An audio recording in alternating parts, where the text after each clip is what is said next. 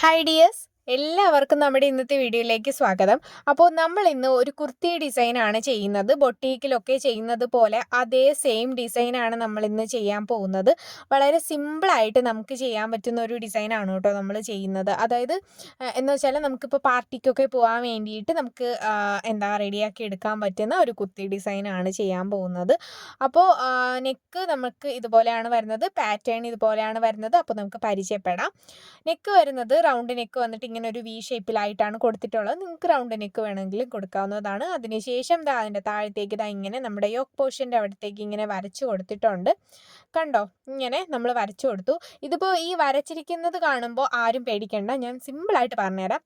അതായത് ഇങ്ങനെ റൗണ്ട് വരച്ചു കൊടുക്കുക. അതിനുശേഷം തൊട്ടിപ്പുറത്തായിട്ട് ഒരു ലൈൻ വരച്ചു കൊടുത്തിട്ട് ഇങ്ങനെ ലീഫ് വരച്ചു കൊടുക്കുക. രണ്ട് സൈഡിലായിട്ട് ലീഫ് വരച്ചു കൊടുക്കുക, മുകളിൽ ലീഫ് വരച്ചു കൊടുക്കുക. വീണ്ടും ഒരു ലീഫ് മാത്രം വരച്ചു കൊടുത്തിട്ട് വീണ്ടും ഒരു ലൈൻ വരച്ചു കൊടുക്കുക. ഇതേ റിപ്പീറ്റ് ചെയ്യുക. ലീഫ് വരച്ചു കൊടുക്കുക. കണ്ടോ, ഇങ്ങനെ നമ്മൾ വരച്ചു കൊടുക്കുക. വീണ്ടും നമ്മൾ റൗണ്ട് വരച്ചു കൊടുക്കുക.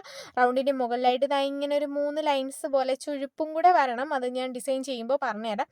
ഇങ്ങനെ റിപ്പീറ്റ് ആയിട്ട് വരച്ചു പോവുക കേട്ടോ. വീണ്ടും ഇങ്ങനെ ലീഫ് ലൈന് വരച്ചു കൊടുത്ത് വീണ്ടും ഒരു ലീഫ് വരച്ചു കൊടുക്കുക, പിന്നെയും ലീഫ് ലൈന് അങ്ങനെ വരച്ച് വീണ്ടും റൗണ്ട്, അങ്ങനെ ഇത് കംപ്ലീറ്റ് ആയിട്ട് വരയ്ക്കുക. അത്രേ ഉള്ളൂ നമ്മുടെ ഇന്നത്തെ ഈ ഒരു ഡിസൈൻ. വരയ്ക്കാൻ വേണ്ടിയിട്ടൊക്കെ വളരെ സിമ്പിളാണ്, ചെയ്യാൻ വേണ്ടിയിട്ടും വളരെ സിമ്പിളാണ് കേട്ടോ. അപ്പോൾ ഇത്രയേ ഉള്ളൂ. നമുക്ക് ആദ്യം ഈ ഒരു ഷേപ്പിലുള്ള ലൈൻ വരച്ചിട്ട് അതിനകത്തേക്ക് വേണം നമുക്ക് ഈ ഒരു ഡിസൈൻ വരയ്ക്കാൻ വേണ്ടിയിട്ട്. പാറ്റേൺ പറഞ്ഞു തന്നത് മനസ്സിലായല്ലോ. ഇനി നമുക്ക് ഈ ഒരു ഡിസൈൻ ചെയ്യാൻ വേണ്ടിയിട്ട് ഗോൾഡൻ്റെ ബീഡ്സ് വേണം.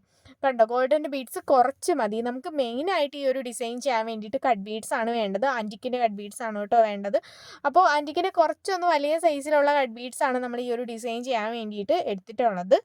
അപ്പോൾ നിങ്ങൾ മൾട്ടിപ്പിളൊന്നും എടുക്കാൻ നിൽക്കേണ്ട, ആൻറ്റിക്ക് തന്നെ മതി. ഇതിന് ആൻറ്റിക്കാണ് കുറച്ചുകൂടെ ചേരുന്നത്, അപ്പോൾ മതി കേട്ടോ.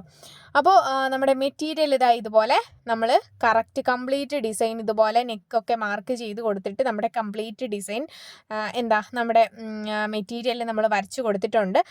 അപ്പോൾ നമുക്ക് ഈ ഒരു ചെസ്റ്റ് പോർഷനിലൊക്കെ വർക്ക് വരുമ്പോൾ, അതായത് ഈ യോക്ക് പോർഷനിലൊക്കെ വർക്ക് വരുമ്പോൾ നമുക്ക് ഒരു 17 ഇഞ്ച്, എനിക്ക് തോന്നുന്നു ഈ ഒരു ഫ്രെയിം 18 ഇഞ്ച് എത്രയോ ആണെന്നോ, 15 ഇഞ്ചോ 16 എത്ര ഇഞ്ചാണ് ഈ ഒരു ഫ്രെയിം കംപ്ലീറ്റ് ആയിട്ട് നിൽക്കും കേട്ടോ. ഞാൻ ബിഗിനേഴ്സിൻ്റെ ക്ലാസ്സിൽ അത് ഡീറ്റെയിൽഡ് ആയിട്ട് ഞാൻ പറഞ്ഞിട്ടുണ്ട്. നമുക്കൊരു നെക്ക് കംപ്ലീറ്റ് ആയിട്ട്, അതായത് ഇളക്കി മാറ്റാതെ തന്നെ ഒറ്റ ഫ്രെയിമിൽ നമുക്ക് കംപ്ലീറ്റ് ആയിട്ടുള്ള ഡിസൈൻ ചെയ്യാൻ പറ്റും. അതായത് ഈ യോക്ക് പോർഷൻ കംപ്ലീറ്റ് ആയിട്ട് വരുന്ന പോലെ നമുക്ക് ഡിസൈൻ ചെയ്യാൻ വേണ്ടിയിട്ട് പറ്റും. അപ്പോൾ ബിഗിനേഴ്സിൻ്റെ ക്ലാസ്സിൽ ഞാനത് ഡീറ്റെയിൽഡ് ആയിട്ട് തന്നെ പറഞ്ഞിട്ടുണ്ട്. അപ്പോൾ നമ്മൾ ഇവിടെ ചെയ്യുന്നതെന്ന് വെച്ചാൽ, നമ്മൾ ഫസ്റ്റ് ഒരു ലൈൻ, അതായത് സ്ട്രെയിറ്റ് ലൈൻ വന്നിട്ട് പിന്നെ താഴത്തേക്ക് ഒരു വി പോലെ വന്നിട്ട് നമ്മുടെ ആ ഒരു യോക്ക് പോർഷനിലായിട്ട് നമ്മൾ വരച്ചിട്ടുണ്ടായിരുന്നല്ലോ. ഫസ്റ്റ് നമുക്ക് ആ ഒരു ലൈനിൽ ഓരോ കട്ട് ബീഡ്സ് വീതം നമ്മൾ ബാക്ക് സ്റ്റിച്ച് ചെയ്ത് വെച്ച് എടുക്കുക. നമ്മൾ അതാണ് ഇവിടെ ഫസ്റ്റ് ചെയ്യുന്നത്. പിന്നെ ഒരു കാര്യം നിങ്ങൾ മറക്കണ്ട, നമ്മൾ എടുക്കുന്ന മെറ്റീരിയലിൻ്റെ അതേ കളർ തന്നെ ത്രെഡ് എടുക്കാൻ വേണ്ടിയിട്ട് ശ്രദ്ധിക്കുക. നമ്മുടെ വർക്ക് കുറച്ചുകൂടെ പ്രൊഫഷണലായിട്ട് തോന്നാൻ വേണ്ടിയിട്ടാണ് ഞാൻ നിങ്ങളുടെ അടുത്ത് പറയുന്നത്. അതുപോലെ തന്നെ വർക്ക് നമ്മൾ ചെയ്യുന്ന ഏത് വർക്കാണെങ്കിലും നീറ്റായിരിക്കണം. അതാണ് നമ്മൾ ഫസ്റ്റ് പഠിക്കേണ്ടത്. നമ്മളിപ്പോൾ ഒരു ബീഡ്സ് വെക്കാനാണെങ്കിൽ, സ്പ്രെഡ് ചെയ്യുന്ന വർക്കാണെങ്കിൽ പോലും നമ്മൾ പെർഫെക്റ്റ് ആയിരിക്കണം ആ ഒരു വർക്ക്. അങ്ങനെ വേണം നമ്മൾ ആദ്യം മുതലേ പഠിച്ചു പോകാൻ വേണ്ടിയിട്ട്. മനസ്സിലായോ? അപ്പോൾ നമ്മുടെ ഈ ഒരു സ്ട്രെയിറ്റ് ലൈൻ, നമ്മൾ എന്ത് വർക്ക് ഈ നോർമൽ നീഡിൽ വെച്ച് നമ്മൾ വർക്ക് ചെയ്യുന്ന ടൈമിൽ നമ്മൾ എടുക്കുന്ന ത്രെഡ്, അതായത് നമ്മുടെ മെറ്റീരിയലിൻ്റെ അതേ കളർ ത്രെഡായിരിക്കണം നമ്മൾ എടുക്കേണ്ടത്. ത്രെഡ് എടുക്കുമ്പോൾ, നമുക്ക് വർക്ക് ചെയ്യാനുള്ള ത്രെഡ് എടുക്കുമ്പോൾ, ഞാനിപ്പോൾ ഇത് എടുത്ത് പറയാൻ കാരണം, ഞാനൊരു എനിക്കൊരു 2-3 ചേച്ചിമാരൊക്കെ ഇൻസ്റ്റയിൽ ഇങ്ങനെ കുറച്ച് മെസ്സേജ് അയച്ചിട്ട് അവർ ചെയ്ത ഡിസൈൻസൊക്കെ അയച്ച്, സത്യം പറഞ്ഞാൽ അവരൊക്കെ ആദ്യം ചെയ്യുന്ന ഡിസൈൻസൊക്കെയാണ്. പക്ഷെ അത്യാവശ്യം നല്ല രീതിയിലൊക്കെ ഡിസൈൻസ് അടിപൊളിയായിട്ട് വന്നിട്ടുമുണ്ട്. പക്ഷെ അവർ ചെയ്യുന്ന, അതായത് ഇപ്പോൾ ആ ചേച്ചിമാരല്ല, ബാക്കിയുള്ളവരായാലും എനിക്ക് മുന്നേ ഡിസൈൻസ് അയച്ച് തരുന്നവരായാലും മെയിനായിട്ട് ഞാൻ അവരുടെ അടുത്ത് പറഞ്ഞു കൊടുക്കുന്ന കാര്യം എന്ന് വെച്ചാൽ, അതായത് എനിക്ക് പിന്നെയും പറയേണ്ടി വരുന്ന കാര്യം ഇതാണ്, ത്രെഡിൻ്റെ ത്രെഡിൻ്റെ കാര്യം. അതായത് നിങ്ങൾ സെയിം ത്രെഡ് എടുക്കത്തില്ല, നിങ്ങൾ എടുക്കുന്നത് വേറെ പച്ച കളറിന് മഞ്ഞ ത്രെഡ് അങ്ങനെയൊക്കെയാണ് എടുക്കുന്നത്. പക്ഷേ ഇങ്ങനെ നൂല് വെളിയിൽ കാണുമ്പോൾ അതൊരു അതൊരു മൈനസ് തന്നെയാണ്, അതൊരു നെഗറ്റീവ് തന്നെയാണ്. അപ്പോൾ അതുകൊണ്ട് നിങ്ങൾ ഫസ്റ്റ് നമ്മുടെ ഡ്രസ്സിൽ ചെയ്യാൻ ആണെങ്കിലും നമുക്ക് എന്ത് ചെയ്യുക, അത് പെർഫെക്റ്റ് ആയിട്ട് കിട്ടണം.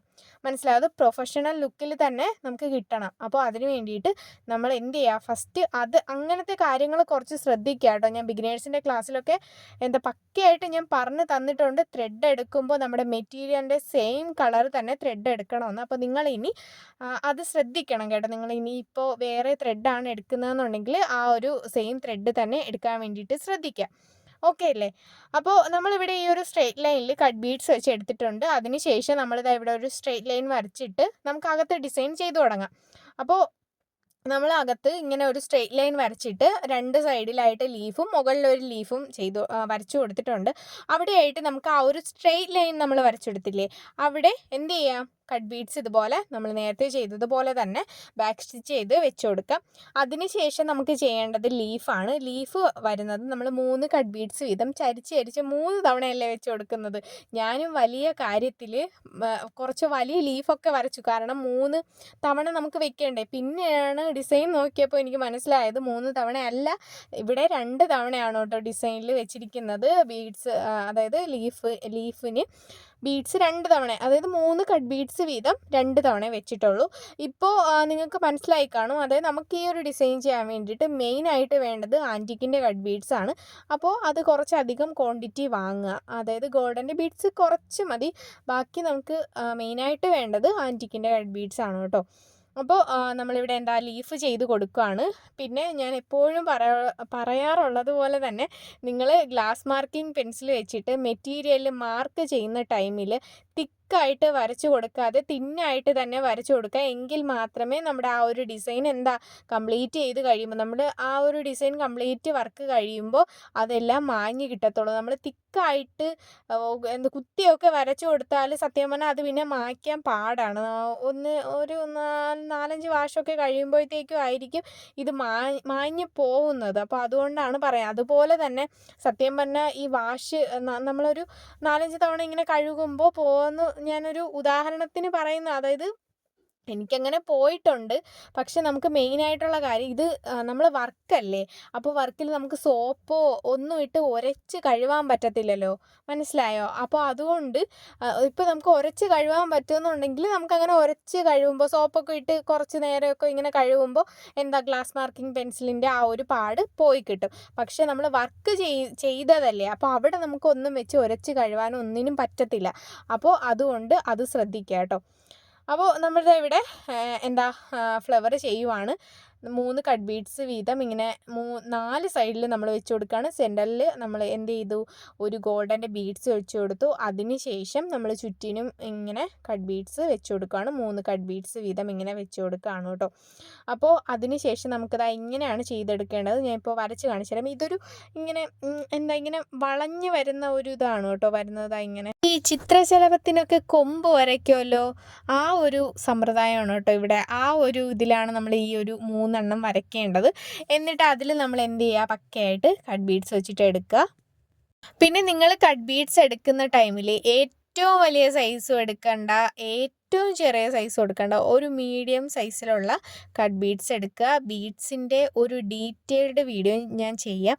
പക്ഷെ അതിന് മുന്നേ എനിക്ക് നിങ്ങളുടെ അടുത്തൊരു കാര്യം ചോദിക്കാനുള്ളത്, അതായത് നിങ്ങൾക്ക് എൻ്റെ കയ്യിലുള്ള മെറ്റീരിയൽസ് മൊത്തം കാണണോ, അതോ ബീഡ്സ് മാത്രം, എൻ്റെ കയ്യിലുള്ള ബീഡ്സ് മാത്രം കണ്ടാൽ മതിയോ?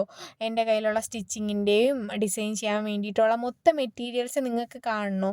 അത് ഞാൻ വിചാരിച്ചു നിങ്ങളുടെ ചോദിച്ചിട്ട് ഒരു ഡീറ്റെയിൽഡ് വീഡിയോ ചെയ്യാമെന്ന് കേട്ടോ. അതുകൊണ്ടാണ് കേട്ടോ ഞാൻ ചോദിച്ചത്. അപ്പോൾ നിങ്ങൾ കമൻറ്റ് ചെയ്യുക, നിങ്ങൾക്ക് എൻ്റെ കയ്യിലുള്ള ഐറ്റംസ് മൊത്തം കാണണമെന്നാണെങ്കിൽ ഞാൻ കാണിച്ചു തരാം.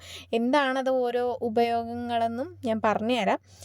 അപ്പോൾ ഒരുപാട് സാധനങ്ങളുണ്ട് കേട്ടോ, ബീഡ്സ് ആയാലും അതുപോലെ തന്നെ ഇത് സ്റ്റിച്ചിങ്ങിൻ്റെയും സ്റ്റിച്ചിങ്ങിൻ്റെയൊക്കെ വളരെ കുറവായിരിക്കും, കാരണം അങ്ങനെ സ്റ്റിച്ച് ചെയ്യുന്നത് ഞാൻ കുറവാണ്. ഞാൻ ഹാൻഡ് വർക്കാണ് മെയിനായിട്ട് ചെയ്യുന്നത്.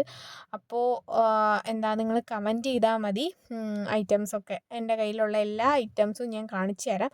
അത് ചിലപ്പോൾ നിങ്ങൾക്ക് യൂസ്ഫുൾ ആവും കേട്ടോ, ബിഗിനേഴ്സിനൊക്കെ വളരെ യൂസ്ഫുൾ ആവും. അപ്പോൾ അതുകൊണ്ട് നിങ്ങൾ കമൻറ്റ് ചെയ്യാം കേട്ടോ.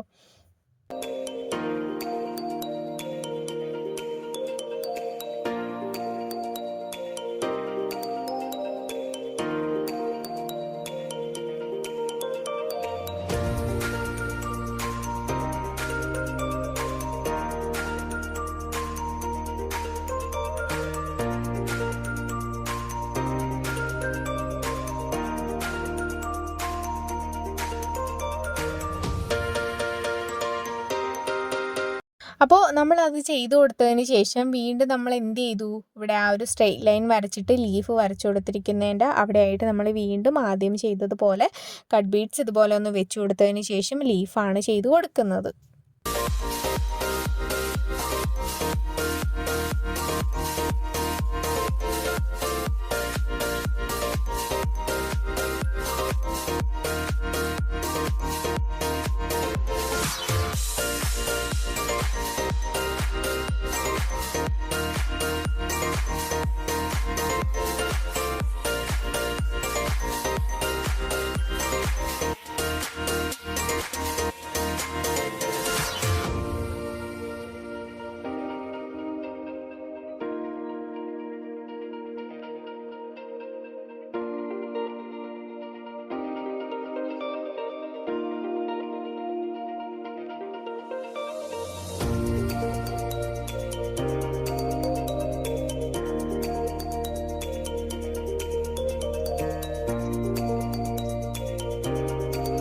അതിനുശേഷം നമ്മളിവിടെ ഒറ്റയ്ക്ക് വരച്ചിരിക്കുന്ന ലീഫാണ് ചെയ്ത് കൊടുക്കുന്നത്. അത് നമുക്ക് മറ്റേ ലീഫാണ് കേട്ടോ. സെൻറ്ററിലായിട്ട് ഇതുപോലെ 3 കട്ട് ബീഡ്സ് വെച്ചിട്ട് 2 സൈഡിലായിട്ടും നമ്മൾ 3 കട്ട് ബീഡ്സ് വീതം ഇതുപോലെ സെൻറ്ററിലേക്ക് വെച്ച് കൊടുക്കുന്ന ലീഫാണ് നമ്മൾ ചെയ്യുന്നത്.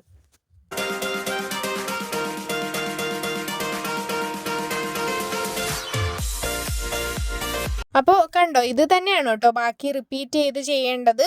ഞാൻ മുകളിലോട്ട് ചെയ്ത് കാണിച്ചു തരാം. ഇതേ സെയിം മെത്തേഡിൽ തന്നെയാണ് നമ്മൾ ബാക്കി കംപ്ലീറ്റും ചെയ്തെടുക്കേണ്ടത്.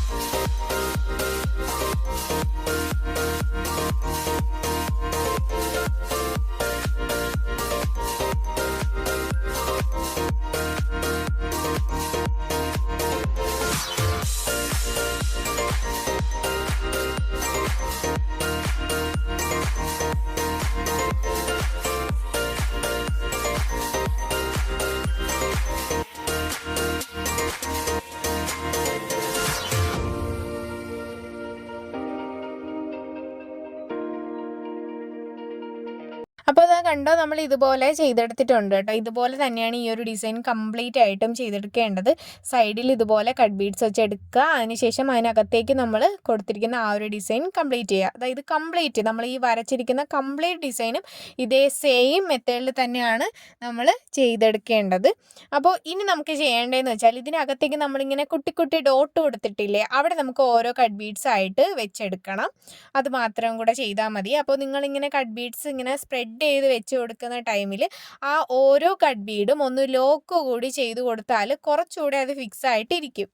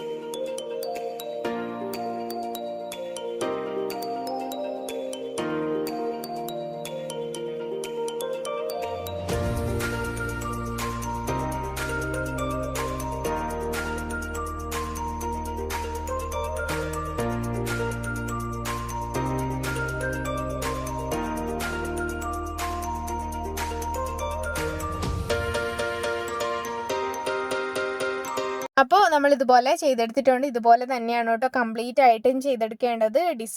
ആദ്യം നമ്മൾ ഡിസൈൻ പക്കയായിട്ട് വരച്ചു കൊടുക്കുക. അതിനുശേഷം ഡിസൈൻ ചെയ്യുക. നമ്മൾ വരയ്ക്കുന്നതിലാണ് കേട്ടോ കാര്യം. നമ്മൾ വരയ്ക്കുന്നത് പോലെയാണ് നമ്മൾ ഡിസൈനും ചെയ്യുന്നത്. അപ്പോൾ പക്കയായിട്ട് അടിപൊളിയായിട്ട് വരയ്ക്കാൻ വേണ്ടിയിട്ട് ശ്രദ്ധിക്കുക. ഡിസൈൻ വരയ്ക്കാൻ അറിയില്ല എന്ന് പറയണ്ട. കാരണം ഓരോ ഡിസൈൻ വരച്ച് നോക്കുക. വരച്ച് പഠിക്കുമ്പോൾ പിന്നെ ബാക്കി ഡിസൈൻസൊക്കെ താനെ വരയ്ക്കാൻ പഠിച്ചോളും. അപ്പോൾ ആദ്യം സിമ്പിളായിട്ടുള്ള ഡിസൈൻസൊക്കെ വരച്ച് നോക്കുക. അതിന് ശേഷം പിന്നെ ഹെവി ആയിട്ടുള്ള ഡിസൈൻസൊക്കെ സിമ്പിളായിട്ട് വരയ്ക്കാൻ വേണ്ടിയിട്ട് പറ്റും. ആദ്യം ഒന്ന് ട്രൈ ചെയ്ത് നോക്കുക കേട്ടോ വരച്ച്. അപ്പോൾ അതിന് ശേഷം ഇങ്ങനെ ഡിസൈൻ ചെയ്ത് കൊടുക്കുക. വളരെ സിമ്പിളാണ് ഇന്നത്തെ ഈ ഒരു ഡിസൈൻ. അപ്പോൾ നിങ്ങൾക്ക് ഈ ഒരു ഡിസൈൻ ഇഷ്ടപ്പെട്ടോ ഇല്ലയോ എന്ന് കമൻറ്റ് ചെയ്യാൻ വേണ്ടിയിട്ട് മറക്കണ്ട. നിങ്ങളുടെ അഭിപ്രായങ്ങൾ എന്തായാലും കമൻറ്റ് ചെയ്യാനായിട്ട് മറക്കണ്ട. നിങ്ങളുടെ ഡൗട്ട് കാര്യങ്ങളും കമൻറ്റ് ചെയ്യാനായിട്ട് മറക്കണ്ട. അപ്പോൾ നമ്മുടെ ഇന്നത്തെ വീഡിയോ ഇത്രയുള്ളൂ ഡിയേഴ്സ്. എല്ലാവർക്കും ഇന്നത്തെ വീഡിയോ ഇഷ്ടപ്പെട്ടെന്ന് വിചാരിക്കുന്നു, യൂസ്ഫുൾ ആയെന്ന് വിചാരിക്കുന്നു. അപ്പോൾ നമുക്കിനി അടുത്തൊരു വീഡിയോയിൽ കാണാം. താങ്ക്